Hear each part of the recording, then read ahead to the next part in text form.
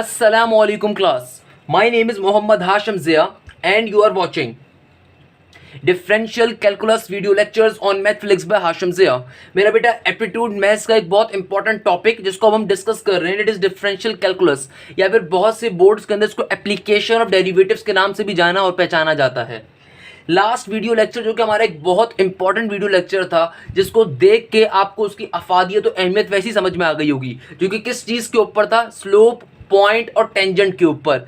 एक ऐसा topic differential calculus का जो कि बेतहाशा नस साइड के ऊपर, जीआईकेआई साइड के ऊपर, एनईडी साइड के ऊपर, यूईटी साइड के ऊपर पूछा जाता है। और आपको देख के समझ में आ गया होगा कि किस तरीके से हम टेंजेंट्स कैलकुलेट करते हैं, किस तरीके से हर क्वेश्चन टू क्वेश्चन नॉर्मल का कॉन्सेप्ट चेंज हो रहा होता है, किस तरीके से क्वेश्चन टू क्वेश्चन आपके पास स्लोप्स के तरीके चेंज हो रहे होते हैं। तो आई होप आपको टॉपिक बहुत ईजिली समझ में आया होगा। तो अब चलते हैं अपने आज के लेक्चर की जानिब, जो कि हमारा डिफरेंशियल कैलकुलस या फिर एप्लीकेशन ऑफ डेरिवेटिव्स का लेक्चर नंबर 2 आ रहा है। और ये पर्टिकुलर जो लेक्चर है किस चीज पे बिलोंग करेगा, रेक्टिलिनियर मोशन के ऊपर। आई होप ये लफ्ज आपको क्लियर होगा।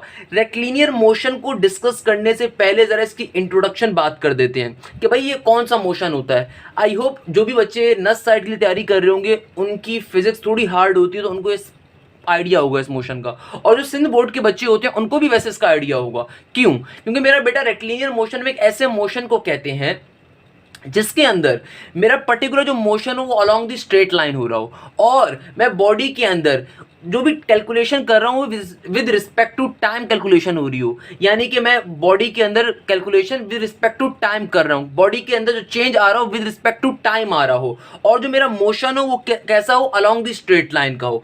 That's the basic knowledge about the rectilinear motion, that's the basic introduction about the rectilinear motion कि रेक्टिलिनियर मोशन क्या होता है। और अभी आपको ये चीज़ और अच्छे तरीके से समझाने वाला हूँ, क्योंकि आपके सामने दो बड़ी बड़ी चीज़ें लिखी हुई है मैंने, स्पीड या वेलोसिटी। अब जहन में आ जाएगा फौरन से, बचपन से क्या पढ़ते हुए आ रहे हो, स्पीड क्या होती है, वेलोसिटी क्या होती है, डिस्टेंस डिवाइडेड बाय टाइम। मगर कभी सोचा ये डिस्टेंस डिवाइडेड बाय टाइम ये मोशन कैसा है? पढ़ा होगा बचपन में, ट्रांसलेटरी मोशन होता है, यानी कि स्ट्रेट लाइन अकॉर्डिंग मोशन होता है ना यार। क्या होता है भाई? Speed distance divided by time, यानी कि आप बॉडी का जो भी उसने डिस्टेंस ट्रेवल करा एक पर्टिकुलर टाइम पीरियड के अंदर, जब उसको आप आपस में कैलकुलेट कर ले तो बेसिकली आपको वेलोसिटी आ जाती है, दैट्स द स्पीड। तो मैं क्या कह सकता हूं? मैं कह सकता हूं एस इज द डिस्टेंस और displacement at particular time T,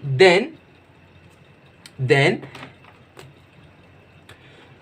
ds divided by dt equal to speed और velocity। इसको हम स्पीड भी कह सकता हूं या फिर वेलोसिटी भी कह सकता हूं।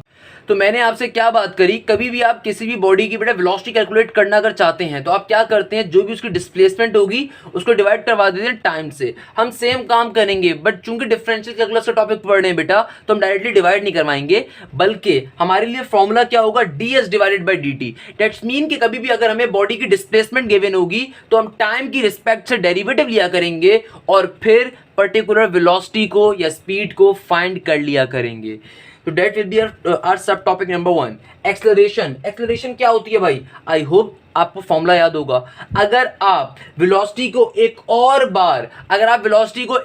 बार टाइम से डिवाइड करवा दें, या फिर अगर आप वेलोसिटी के ऊपर एक बार और डेरिवेटिव ले लें, तब जो चीज आपके पास सामने आती है दैट इज कॉल्ड एक्सेलरेशन। यानी कि अगर if s is the distance और डिस्प्लेसमेंट एट टाइम t, तो मैं क्या कह सकता हूं? मैं कह सकता हूं कि डबल डेरिवेटिव, यानी कि ये मैं क्या कह सकता हूं, D square x divided by D T square किसके बराबर होगा? ये बराबर होगा एक्सेलरेशन के। ये बराबर होगा किसके मेरा बच्चा? एक्सेलरेशन के। मैंने क्या बात करी? मैंने कहा कि अगर आपको क्वेश्चन के अंदर डिस्प्लेसमेंट दी जाए बॉडी की और आपसे कहा जाए कि इसकी एक्सेलरेशन निकालो, तो आप हमेशा क्या करेंगे? डबल डेरिवेटिव लेंगे। और उसके पीछे रीजन क्या है कि भैया, रीजन ये है कि वेलोसिटी को जब आप एक और बार डिवाइड करवाते हैं तब एक्सेलरेशन मिलती है। Velocity with respect to time is the formula of the acceleration, distance with respect to time is the formula for the velocity, while velocity with respect to time is the formula for the acceleration. तो मैं क्या कह सकता हूं, अगर derivative ले लिया जाए वेलोसिटी के ऊपर एक बार,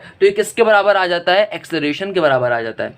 आई होप यहाँ तक की बात आप सब तमाम लोगों के क्लियर होगी। बहुत बुनियादी बातें मैंने अभी तक करी हैं, बहुत बेसिक बातें मैंने करी हैं, तमाम स्टूडेंट्स को बातें क्लियर होंगी कि भाई स्पीड या वेलोसिटी कैसे फाइंड कैलकुलेट करेंगे। आपको क्वेश्चन में अगर डिस्टेंस गिवन है, डिस्प्लेसमेंट गिवन है, सिंपल तरीके डेरिवेटिव ले लूंगा विद रिस्पेक्ट टू टाइम, तो क्या आ जाएगा, स्पीड या वेलोसिटी आ जाएगी। और उसी स्पीड या वेलोसिटी के ऊपर अगर मैं एक बार और डेरिवेटिव ले लूंगा विद रिस्पेक्ट टू टाइम, तो क्या आ जाएगा, एक्सेलरेशन आ जाएगा। तो बेसिकली मैं यहां पे क्या कह सकता हूं, मैं ये बात यहां पे कह सकता हूं कि acceleration is the second derivative of the distance और डिस्प्लेसमेंट।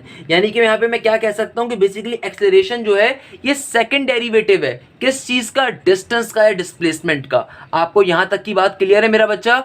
आई होप क्लियर होगी इंशाल्लाह कि भाई मैंने क्या कहा, एक्सेलरेशन क्या है, एक्सेलरेशन सेकंड डेरिवेटिव है। ये बहुत सिंपल सी और कॉमन सी बात है। अगर मैं डिस्टेंस के ऊपर एक बार डेरिवेटिव लूंगा तो क्या बन जाएगा भाई, वेलोसिटी बन जाएगा। ये बच्चों वाली चीज भी ब्लैक से पूछ ली जाती है कि बताओ भाई सिंगल डेरिवेटिव डिस्प्लेसमेंट के ऊपर क्या होगा, वेलोसिटी या स्पीड होगा, और डबल डेरिवेटिव क्या होगा, एक्सेलरेशन होगा। यहां तक की बात क्लियर है बच्चों? अच्छा तो बेटा अब हमारे पास क्वेश्चन नंबर 1 आ रहा है रेक्टिलिनियर मोशंस के क्वेश्चंस का। अगेन किसी बच्चों को नहीं पता तो मैं बता देता हूं बेटा, मेरे लेक्चर में आने वाला एक एक क्वेश्चन किसी न किसी यूनिवर्सिटी के पास पेपर में आया हुआ क्वेश्चन होता है। अब ये क्वेश्चन नंबर 1 क्या कह रहे हैं question, the distance covered by a body after an instant t is given by s is equal to under root 2t square plus का 1, its velocity after 3 seconds will be one of my favorite question। और एक बहुत अच्छा question क्या कहता है, कहता है भाई डिस्टेंस है आपके पास किसी बॉडी का जो उसने एक पर्टिकुलर टाइम पीरियड को कवर किया, that is under root 2t square plus का 1। आपसे क्या मांगी हुई है, आपसे वेलोसिटी फाइंड करने को कहा गया है। यानी कि क्वेश्चन क्या कह रहा है, आपसे कह रहा है कि वेलोसिटी को फाइंड करो आफ्टर 3 सेकंड्स। बहुत ही आसान सा कॉन्सेप्ट, बहुत ही इंपॉर्टेंट कॉन्सेप्ट और बहुत ही मजे का कॉन्सेप्ट। क्या काम करेंगे और कैसे सॉल्व करेंगे, आइए इसको चेक कर लेते हैं।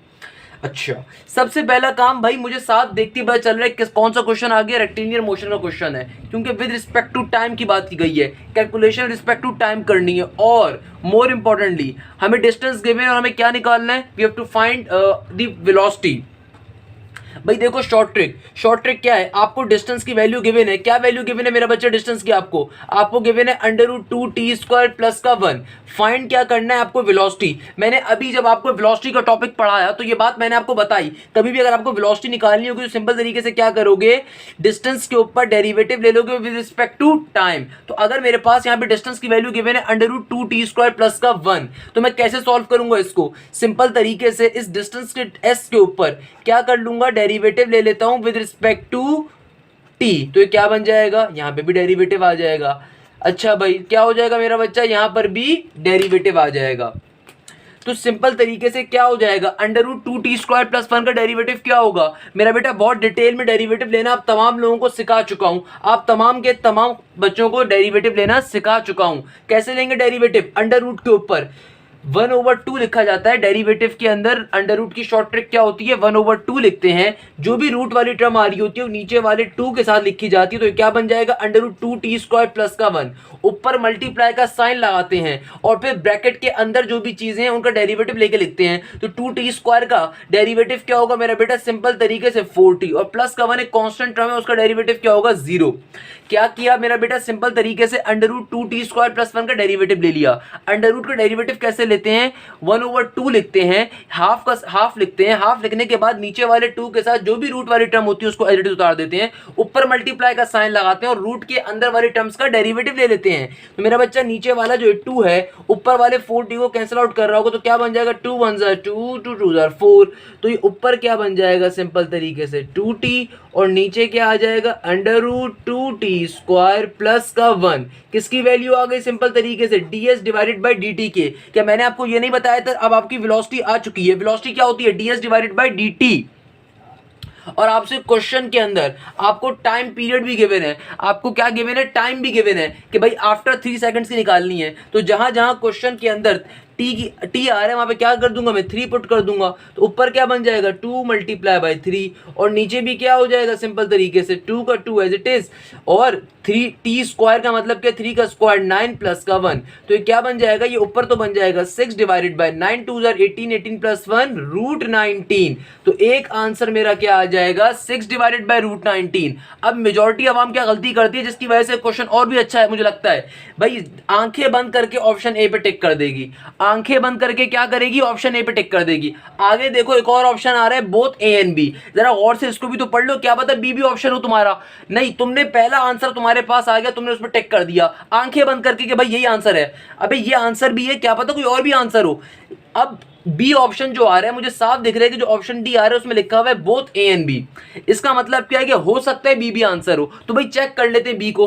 बी में तो पता नहीं क्या आ रहा है, 6√19 डिवाइड बाई 19। अब अगर तो कैलकुलेटर नहीं है आपके पास तो खुद से सॉल्व करना है, तो क्या करेंगे, ये किस तरीके से ऑप्शन बी बन रहा है। अगर मैं ऊपर नीचे √19 से इसी आंसर को मल्टीप्लाई डिवाइड करवा दूं, यानी कि अगर ये 6√19 6 डिवाइडेड बाय √19 मेरा ओरिजिनल आंसर आया है, अगर मैं इस आंसर को √19 से मल्टीप्लाई डिवाइड करवा दूं तो ये क्या बन जाएगा, ऊपर तो बन जाएगा 6√19 और नीचे क्या बन जाएगा √19। जब √19 से मल्टीप्लाई होगा तो सिंपल तरीके से क्या आ जाएगा 19। यानी कि यहाँ पे कुछ भी नहीं करा, सिंपल तरीके से आपने रूट को खत्म करवाया है नीचे से। और कैलकुलेटर नॉर्मली आपको ये वाला आंसर दे रहा होगा, अगर आप कैलकुलेटर सॉल्व करेंगे तो आंसर देगा, बट हम कैलकुलेटर के बगैर भी प्रैक्टिस कर रहे हैं। मैं आपको कैलकुलेटर के ऊपर कभी भी मैथ सॉल्व नहीं करवाता नॉर्मली, तो मेरा बच्चा कैलकुलेटर ये आंसर देगा, हाथ से सॉल्व करोगे ये आंसर आएगा। तो दोनों ऑप्शन आपके करेक्ट हैं क्योंकि इस आंसर से ही आपने ये आंसर बनाया है। तो इसका आंसर क्या होगा, ऑप्शन नंबर डी, यानी कि सॉरी ऑप्शन नंबर डी, यानी कि बोथ ए एंड बी। ए भी आपको ऑप्शन हो सकता है, बी भी आपको ऑप्शन हो सकता है, तो आंसर क्या होगा, both A and B. Question बहुत ही इजी सा था, रेक्टिलिनियर मोशन का, नस्ट और एनईडी साइड के ऊपर ऐसे क्वेश्चन पूछे गए। क्या क्वेश्चन आ रहे थे, distance covered by body after an instance t is given by distance is equal to √2t² plus 1, its velocity after 3 second will be. यानी कि डिस्टेंस की इक्वेशन उसने आपको दी हुई है, आपसे कह रहा है कि वेलोसिटी निकालो। तो अभी मैंने आपको वेलोसिटी के टॉपिक में बात पढ़ाई, कभी भी आपको डिस्प्लेसमेंट गिवन होगी, डिस्टेंस गिवन होगा, सिंपल तरीके से वेलोसिटी कैसे निकालोगे, डिस्टेंस डिवाइडेड बाय टाइम करके। क्लियर है यहां तक की बात। और ये क्या काम करे, सिंपल तरीके से उस फॉर्मूले को थोड़ा सॉल्व कर लिया कि जो भी आंसर आया उसमें जो टाइम की वैल्यू गिवन थी उसको पुट कर दिया तो मेरा पर्टिकुलर आंसर आ जाएगा। क्लियर है बच्चों, यहाँ पे हमारा पहला क्वेश्चन सॉल्व होता है। आइए चलते हैं एक और क्वेश्चन की जाने जो कि थोड़ा इससे हार्ड होगा, ऑब्वियसली सी बात है। अच्छा तो बेटा हमारे पास क्वेश्चन नंबर 2 आ रहा है हमारे रेक्टिलिनियर मोशन के टॉपिक का। अगेन जीआई के आई साइड और नस साइड के ऊपर पूछे जाने वाला एक बेहतरीन क्वेश्चन, और ऐसे क्वेश्चन एनईडी साइड के ऊपर भी मैं अक्सर पेशतर दिखते हैं। क्या कह रहा है, if s is equal to log base 10 into function t where s being the distance covered by a body after any instant t यानी कि time, find its velocity after 2 second. देखो मैंने क्वेश्चन नंबर 1 करवाने के बाद क्या बात कही, क्वेश्चन नंबर 2 हो सकता है मैंने मुश्किल रखा हो, इसीलिए अगर 1 में थोड़ा कॉन्सेप्ट क्लियर हो जाए तो 2 बहुत इजीली सॉल्व कर सकते हो। और मसले की बात नहीं है 1 में भी किसी को इशू हो रहा है, अभी सब क्लियर करूंगा इंशाल्लाह। क्या कहता है क्वेश्चन, क्वेश्चन कहता है कि आपकी बॉडी के डिस्टेंस ये है, आपके बॉडी का डिस्टेंस क्या आ रहा है, ये आ रहा है, और उसने आगे लिखा हुआ है यार as is being the distance covered by body after any instant time period find its velocity after 2 second. यानी कि आपसे कह रहे हैं कि बॉडी की वेलोसिटी निकालो 2 सेकंड्स के बाद। अब जहन में क्वेश्चन आता है, देखो बेटा डिफरेंशियल कैलकुलस का टॉपिक पढ़ रहे हैं, हमारे मेन चैप्टर का नाम क्या है, डिफरेंशियल कैलकुलस या फिर एप्लीकेशन ऑफ डेरिवेटिव। तो आई होप डेरिवेटिव के वीडियो लेक्चर्स तो अब तक सबने देख लिए होंगे, या फिर डेरिवेटिव के लेक्चर्स तो अब तक सबने ले लिए होंगे। तो आपको डेरिवेटिव लेना तो बेसिकली आता है, हम इस डेरिवेटिव को अप्लाई करके डिफरेंट सॉर्ट ऑफ चीजों को फाइंड करेंगे इस पूरे टॉपिक के अंदर, और ये one of the most important topic है हमारे पास। ये बात मैंने क्यों करी है आपको समझाने वाला हूं कि आपको बॉडी का डिस्टेंस क्या गिवन है या डिस्प्लेसमेंट क्या गिवन है, आपको गिवन है लॉग बेस 10 इंटू टी, और आपसे फाइंड करने को क्या कहा हुआ है, वेलोसिटी। आपसे फाइंड करने को क्या कहा हुआ है, वेलोसिटी। तो क्या मैंने आपको ये बात नहीं पढ़ाई कि वेलोसिटी कैसे निकालते हो, जो भी आपको डिस्प्लेसमेंट गिवन हो या डिस्टेंस गिवन हो उसका डेरिवेटिव ले लें आप, किसके रिस्पेक्ट से, टाइम की रिस्पेक्ट से। अगर आपको कभी भी वेलोसिटी निकालनी हो तो आपको जो भी डिस्प्लेसमेंट गिवन है सिंपल तरीके से उसका डेरिवेटिव ले लें विद रिस्पेक्ट टू टाइम, आपका वेलोसिटी आ जाएगी। और अगर आपको एक्सेलरेशन निकालनी हो तो मैंने उसका तरीका भी आपको बताया कि या तो आप उसी डिस्प्लेसमेंट के ऊपर डबल डेरिवेटिव ले लें तो एक्सेलरेशन आ जाएगी, नहीं तो अगर एक वेलोसिटी के ऊपर अगर आप एक डेरिवेटिव ले लें विद रिस्पेक्ट टू टाइम तो एक्सेलरेशन आ जाएगी। ये तमाम चीजें क्लियर कर चुका हूं, बट इस क्वेश्चन में चूंकि वेलोसिटी निकालनी है तो सिंपल तरीके से इस डिस्प्लेसमेंट के ऊपर क्या करूंगा, एक बार डेरिवेटिव ले लूंगा विद रिस्पेक्ट टू टाइम, तो क्या आ जाएगी, वेलोसिटी आ जाएगी। अच्छा अब डेरिवेटिव लेना है तो यहां पे भी डेरिवेटिव ले लूंगा विद रिस्पेक्ट टू टाइम, और इस तरफ भी डेरिवेटिव लेने की तरफ चले जाता हूं विद रिस्पेक्ट टू टाइम। तो तो यहाँ पे क्या होगा, अब देखिए log बेस 10 इंटू टी के ऊपर डेरिवेटिव कैसे लिया जाए। हो सकता है आपने मेरे लॉगरिथम की वीडियो लेक्चर्स ना देखे हों, या हो सकता है आपने मुझसे लॉगरिथम का डेरिवेटिव ना पढ़ा हो, तो कोई मसले की बात नहीं है बेटा। अब अगर मुझे कभी भी लॉगरिथम के ऊपर डेरिवेटिव लेना है और ये बेसिक डेरिवेटिव आ रहा है, तो क्या करेंगे, एक हमारे पास लॉग की प्रॉपर्टी होती है कि कभी भी लॉग की बेस डिफरेंट हो, फंक्शन डिफरेंट हो, आप इसको ब्रेक कर देते हैं। कैसे ब्रेक करते हैं, इसको पिछले लेक्चर में समझा चुका हूं बहुत डिटेल के अंदर, डेरिवेटिव्स के टॉपिक के अंदर, कि भाई अगर मुझे यहाँ पे इस टर्म के ऊपर डेरिवेटिव लेना है और मैं समझता हूं कि यार डायरेक्टली डेरिवेटिव अप्लाई करना इम्पॉसिबल है मेरे लिए, तो मैं क्या करता हूं, इसकी बेस को और फंक्शन को अलग अलग कर देता हूं। तो डेरिवेटिव का एक रूल होता है कि आप क्या करो, आप सिंपल तरीके से इसको ब्रेक कर दो। तो ऊपर वाला जो फंक्शन होगा वो एक अलग एलन के साथ लिखा जाएगा, नीचे वाली जो बेस होगी वो एक अलग एलन के साथ लिखी जाएगी। और अभी डेरिवेटिव अप्लाई नहीं हुआ, डेरिवेटिव तो अभी अप्लाई होगा। ये क्या काम करे है, सिंपल तरीके से मैंने लॉगरिथम की एक प्रॉपर्टी को यूज करा। अगर किसी बच्चे को उस प्रॉपर्टी को समझने में मसला, तो एक बार और समझा देता हूं। फॉर एग्जाम्पल मेरे पास आ रहा हो log 2 और फंक्शन उसका आ रहा हो x। अगर मुझे इसको प्रॉपर्टी को यूज करना है यहाँ पे, तो प्रॉपर्टी मुझसे कहती है कि सिंपल तरीके से क्या करो, अगर आप इसको ब्रेक करना चाहते हो तो ऊपर वाला फंक्शन आ जाएगा अलग एलन के साथ, नीचे वाली जो बेस होगी वो एक अलग एलन का फंक्शन बन जाएगा। This is called the basic property of a log. हमने ये प्रॉपर्टी यहाँ पे यूज कर दी। इससे फायदा क्या हुआ, इससे फायदा ये हुआ कि नीचे वाली जो बेस थी ना वो एक अलग एलन का या लॉग का फंक्शन बन गया। और अब यहाँ पे ऑल दो चीजें डिवाइड हो रही हैं, मगर खुदा के वास्ते यहाँ पे डिवीजन फॉर्मूला यूज मत कर देना, क्योंकि डिवीजन फॉर्मूला तब यूज होता है जब ऊपर नीचे दो अलग अलग फंक्शन हो रहे हो, या ऊपर नीचे जब फंक्शन होते हैं तो डिवीजन फॉर्मूला यूज करते हैं। यहाँ पे नीचे क्या आ रहा है, ln 10 का मतलब क्या है कि भाई ये कांस्टेंट टर्म है, तो कभी भी फंक्शन के साथ कांस्टेंट चीज आ रही होती है तो आप हमेशा कांस्टेंट टर्म को पहले लिख देते हो। तो 1 डिवाइडेड बाय ln 10 पहले लिख दोगे और सिंपल तरीके से derivative with respect to t को अप्लाई कर दोगे किसके ऊपर, ln t के ऊपर। यहां तक की बात में कोई मसला, आई होप कोई मसला नहीं होगा। अगर कोई मसला है तो उसको मैं दोबारा भी रिपीट करने वाला हूं। अच्छा, इधर ये 1 डिवाइडेड बाय ln t का ln 10, 1 डिवाइडेड बाय ln 10 का ln 10 एज इट इज। और अब जब मैं फाइनली डेरिवेटिव लूंगा किसके ऊपर, ln t के ऊपर विद रिस्पेक्ट टू t, तो क्या बन जाएगा, ln का डेरिवेटिव में क्या फॉर्मूला होता है, 1 डिवाइडेड बाय फंक्शन, और यहाँ पे फंक्शन क्या है t, और फिर आगे चल के फंक्शन के ऊपर ही डेरिवेटिव लूंगा, तो डेरिवेटिव क्या है, फंक्शन t, तो t के ऊपर t की रिस्पेक्ट से डेरिवेटिव क्या होता है, 1 होता है, लिखने की जरूरत नहीं है। तो हमारे पास सिंपल तरीके से क्या आ गई, वेलोसिटी की value ds divided by dt equal to 1 divided by ln 10 into 1 divided by t. तो मेरा बच्चा, मुझे टी की वैल्यू क्या गिवन है, मुझसे वेलोसिटी मालूम करने को कहा गया, कब की, आफ्टर 2 सेकेंड्स की, यानी कि जहां जहां क्वेश्चन में यहाँ पे टी आ रहा है वहां पे मैं क्या पुट कर सकता हूं, 2 पुट कर सकता हूं। तो ये क्या बन जाएगा, 1 divided by ln 10 into 1 divided bye 2। Question अभी खत्म नहीं हुआ, अभी सस्पेंस स्टार्ट हुआ है, अभी सस्पेंस स्टार्ट हुआ है। किस तरीके से, अच्छा, ds डिवाइडेड बाय d क्या हो गया, ये तो वेलोसिटी हो गई, यानी कि हमारे पास वेलोसिटी की वैल्यू क्या आ रही होगी, अगर मैं इसको रीअरेंज करके लिख दूं, ये आ रही होगी 1 डिवाइडेड बाय 2 इंटू ln 10। अब बच्चा क्या करेगा, आंखें बंद करके डायरेक्टली ऑप्शन सी पे टिक कर देगा, हालांकि वो आगे के ऑप्शंस देखते नहीं है। अक्सर मेरे पास स्टूडेंट्स की कंप्लेन आती है, जो नस का पेपर देके आ रहे हो, जो एनईडी का पेपर देकर आ रहे हो, मेजॉरिटी स्टूडेंट्स कंप्लेन करते हैं, सर वो क्वेश्चन तो आता था मगर बाद में याद आया कि हमने ऑप्शन गलती से गलत लगा दिया। अबे अल्लाह के बंदो, तुम्हारा ये आंसर बिल्कुल सही आ रहा है, मगर गौर करो, हो सकता है कोई और ऑप्शन भी सही हो, क्योंकि यहाँ पे एक ऑप्शन जो आ रहा है उसमें क्या लिखा हुआ है, B and C are correct. तो सी तो तुम्हें पता है करेक्ट है, क्या पता बी भी करेक्ट हो। तो अगर 1 सेकंड लगा के चेक कर लोगे, 2 सेकंड लगा के चेक कर लोगे, तो कोई मसला थोड़ी है, तुम्हारा 1 नंबर तो पक्का हो जाएगा, नहीं तो इसका फायदा नहीं है। अगर आपने सिंपल तरीके से सी पे टिक करा हुआ है और आंसर डी था, तो ऑब्वियसली आपका एमसीक्यू तो कट गया, गलत हो गया। तो भाई मैं चेक करता हूं कि ऑप्शन नंबर बी आ क्या रहा है, हमारा आंसर क्या आ रहा है, हमारा आंसर आ रहा है 1 डिवाइडेड बाय 2 इंटू ln 10। और यहां पे जो ऑप्शन बी लिखा हुआ है, जिसके बारे में ऑप्शन डी कह रहा है कि हो सकता है ये भी करेक्ट हो, ये कह रहा है ln 100। अब मुझे पहले तो समझ में नहीं आ रहा ln 100 कैसे बनेगा, मगर फिर मुझे याद आया कि हाशिम सर ने पढ़ाया था ln की कुछ प्रॉपर्टीज होती हैं, लॉग की कुछ प्रॉपर्टीज होती हैं।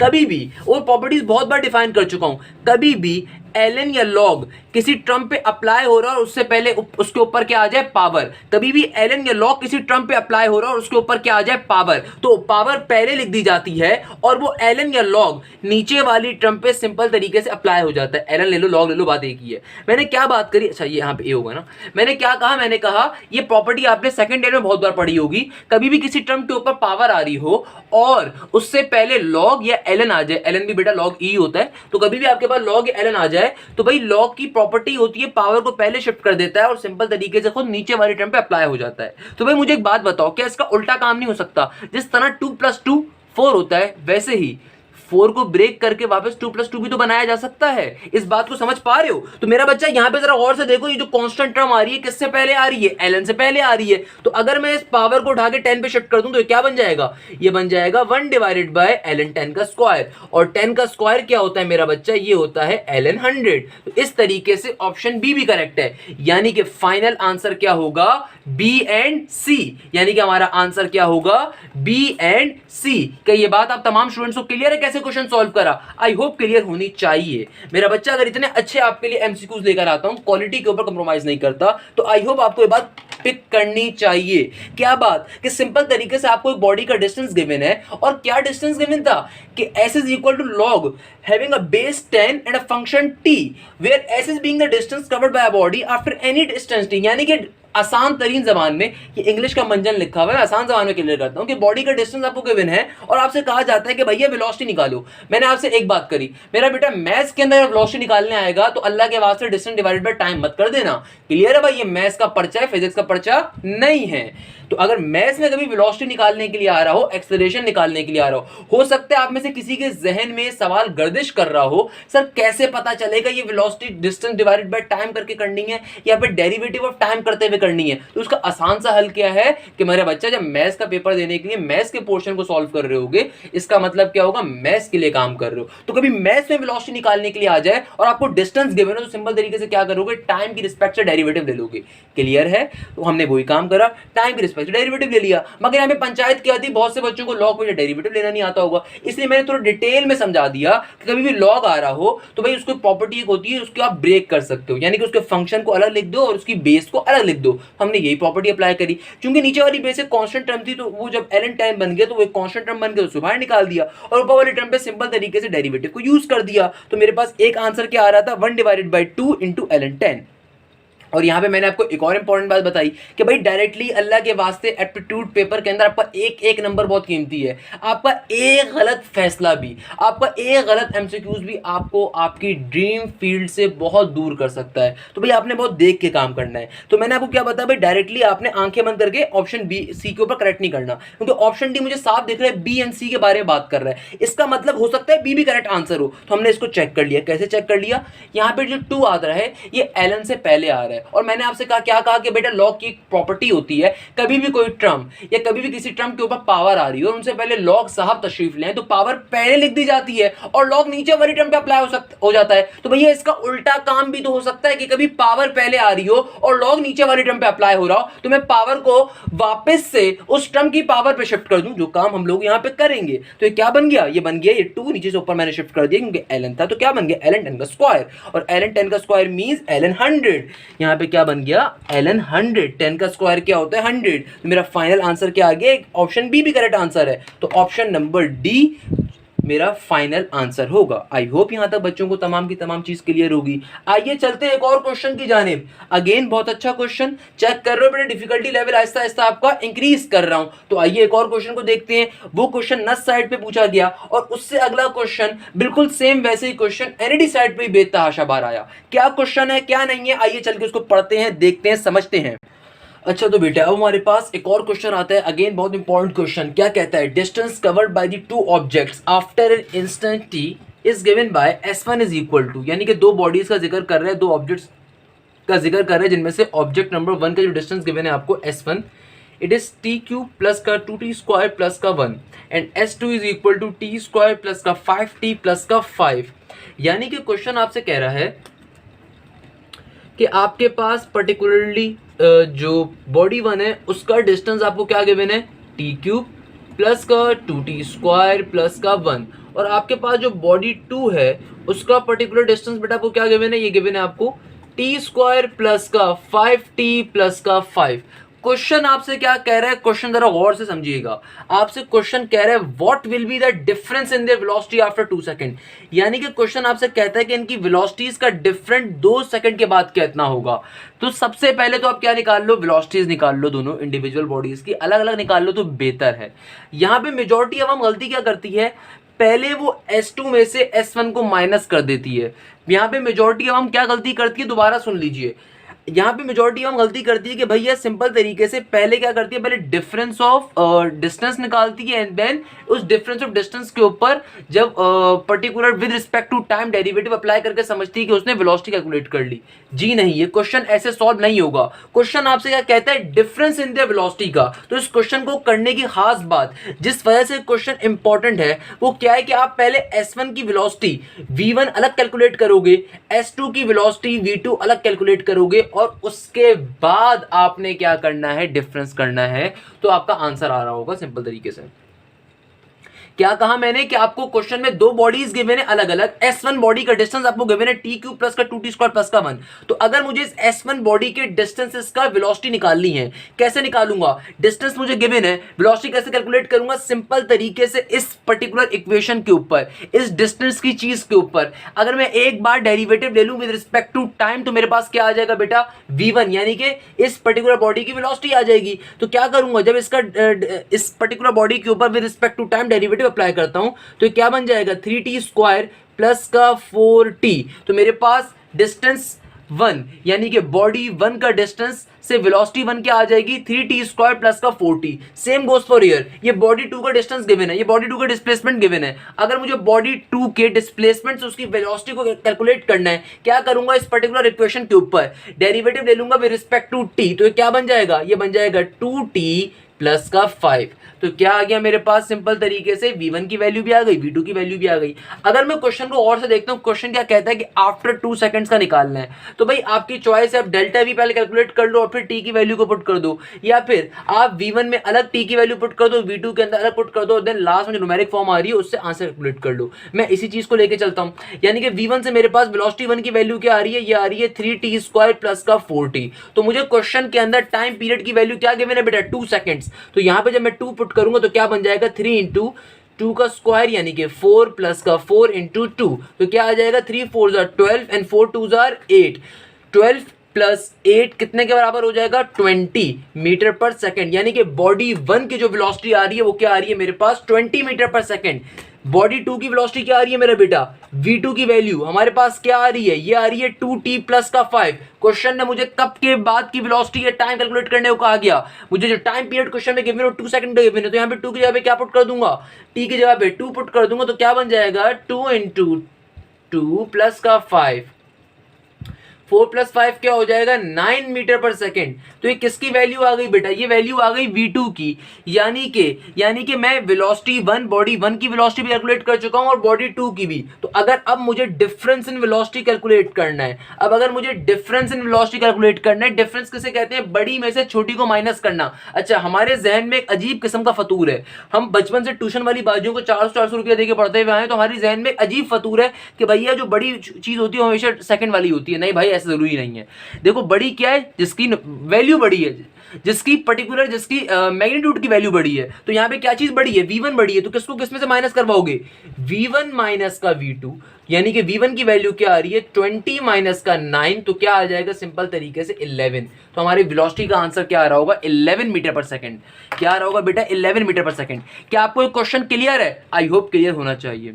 अगर किसी बच्चे को इश्यू में दोबारा रिपीट कर देता हूं, मेरा बच्चा इस क्वेश्चन के अंदर बेसिकली आपको दो पर्टिकुलर बॉडीज गिवन है जिनकी इंडिविजुअल डिस्टेंसेस आपको गिवन है, जो कि उन्होंने कुछ पर्टिकुलर टाइम पीरियड में कवर किए होंगे। आपसे कहा जा रहा है डिफरेंस इन वेलोसिटी कैलकुलेट करो। डिफरेंस इन वेलोसिटी कैलकुलेट करने की मैंने आपको क्या हैक बताया, क्या आपको शॉर्ट ट्रिक बताई कि भाई सबसे पहले जो इंडिविजुअल डिस्प्लेसमेंट गिवन है या इंडिविजुअल डिस्टेंस गिवन है आपको बॉडीज के, आप उनके इंडिविजुअल वेलोसिटीज में कन्वर्ट कर दो। कैसे कन्वर्ट करूंगा डिस्टेंस टू वेलोसिटी, अभी तक बहुत बार क्लियर कर चुका हूं कि जो डिस्टेंस गिवन है उसको ऊपर सिंपल तरीके से डेरिवेटिव ले लो रिस्पेक्ट टू टाइम, तो क्या आ जाएगी, वेलोसिटी आ जाएगी उसकी। तो हमने डिस्टेंस 1 से भी वेलोसिटी 1 निकाल ली, डिस्टेंस 2 से भी वेलोसिटी 2 निकाल ली। अब क्वेश्चन कहता है कि difference in the velocity calculate करो आफ्टर 2 सेकंड्स का, यानी कि टी की वैल्यू क्या गिवन है 2 सेकंड, तो जहां जहां टी आ रहा था मैंने यहां पे टी पुट करके v1 की भी न्यूमेरिक फॉर्म में वैल्यू निकाल ली और v2 की भी न्यूमेरिक फॉर्म में वैल्यू निकाल ली। और फिर लास्ट में जो इंपॉर्टेंट तरीन पार्ट है क्वेश्चन का वो है ही क्या, डिफरेंस इन द वेलोसिटी निकालना है। डिफरेंस कैसे निकालूंगा भाई, मैंने v1 की वैल्यू कैलकुलेट कर ली, v2 की भी कर ली, तो डिफरेंस निकालने के लिए सिंपल तरीके से बड़ी में से छोटी वैल्यू को माइनस कर दिया, तो मेरे पास डिफरेंस का आंसर आ गया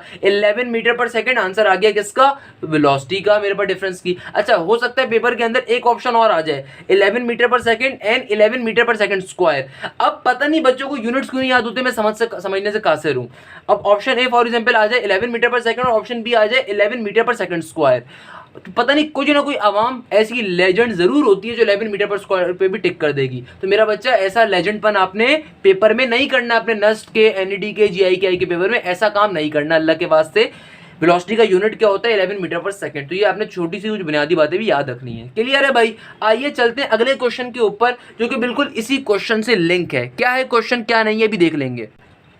अगेन एक बहुत अच्छा और एक बहुत इंपॉर्टेंट एमसीक्यूज, क्या कहता है क्वेश्चन नंबर 4। अच्छा ये बिल्कुल लास्ट किस्म के क्वेश्चन से लिंक है, तो मैंने इसलिए इसकी वैल्यूज को दोबारा लिखना पसंद नहीं कर रहा हूं, मैंने सिंपली क्या लिख दिया, above values. Find the difference in acceleration of the above body after 3 second. Question क्या कह रहा है, मैं रिपीट कर देता हूं बेटा, क्वेश्चन नंबर 3 से लिंक ही क्वेश्चन है, यानी कि कह रहा है कि आपके पास जो क्वेश्चन नंबर 3 का डेटा है उसी को यूज करो, यानी कि S1 की वैल्यू आपको क्या गिवन है, आपको मैं अभी समझा रहा हूं, S1 की वैल्यू आपको क्या गिवन है मेरा बच्चा, ये गिवन है टी क्यूब प्लस का 2t स्क्वायर प्लस का 1, और S2 की वैल्यू आपको क्या गिवन है, ये गिवन है आपको सिंपल तरीके से टी स्क्वायर प्लस का 5t प्लस का 5।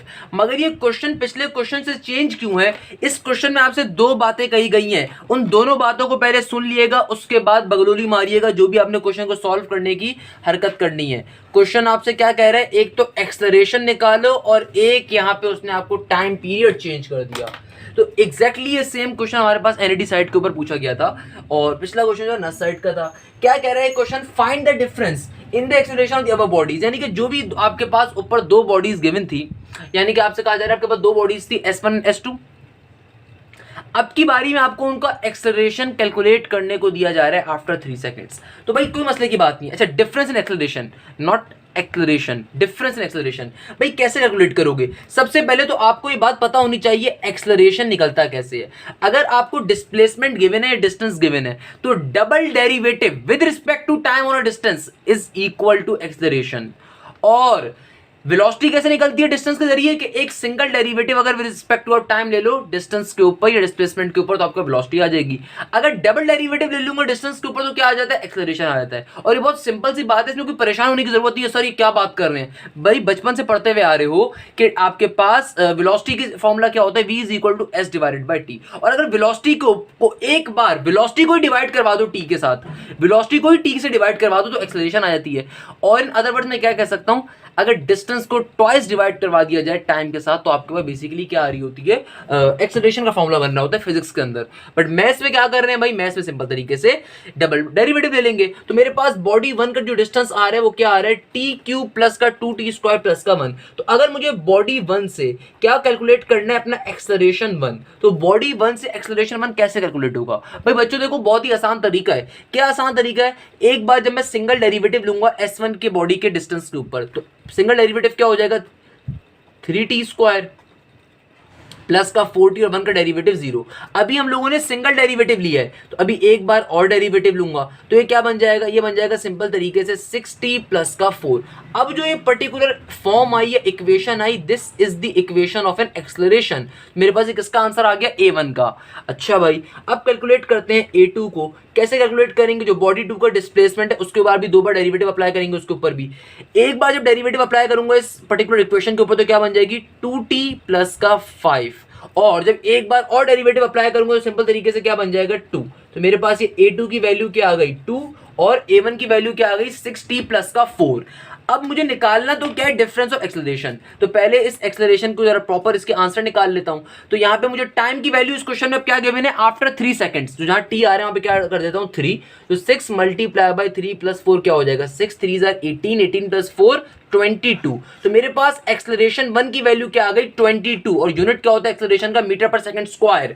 Same goes for here. अच्छा यहाँ पे कोई टी आई नहीं रहा, तो डायरेक्टली a2 की वैल्यू आई हुई है मेरे पास। अब अगर मुझे डिफरेंस इन एक्सेलरेशन निकालना है तो क्या कैसे निकालेंगे डिफरेंस एक्सेलरेशन?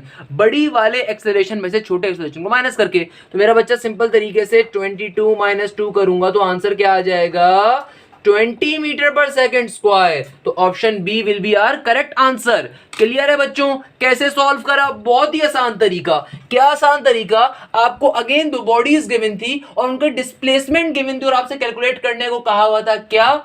एक्सेलरेशन। कैसे कैलकुलेट करते हैं एक्सेलरेशन? मेरा बच्चा बहुत ही आसान तरीका होता है कि जो भी बॉडी का डिस्प्लेसमेंट गिवन हो उसके बाद ऊपर 2 बार डेरिवेटिव अगर आप ले लोगे तो एक्सेलरेशन आ जाएगी। तो हमने S1 के जरिए भी उसकी एक्सेलरेशन 1 निकाली, S2 के जरिए उसकी एक्सेलरेशन 2 निकाली। और चूंकि क्वेश्चन में डिफरेंस इन एक्सेलरेशन था तो पहले उनकी न्यूमेरिक वैल्यूज में कन्वर्ट करवाया और उसके बाद सिंपल तरीके से उनको आपस में बड़ी में से छोटी वैल्यू को माइनस करके डिफरेंस की वैल्यू निकाल ली एक्सेलरेशन की। इस तरीके से हमारा ये क्वेश्चन भी एंड होता है। तो आइए अब चलते हैं और क्वेश्चंस की जानिब, उनको भी देखते हैं किस तरीके से इसके और अच्छे क्वेश्चंस पेपर में पूछे जाते हैं और पूछे जा चुके हैं। तो आइए उनको भी देख लेते हैं जल्दी से।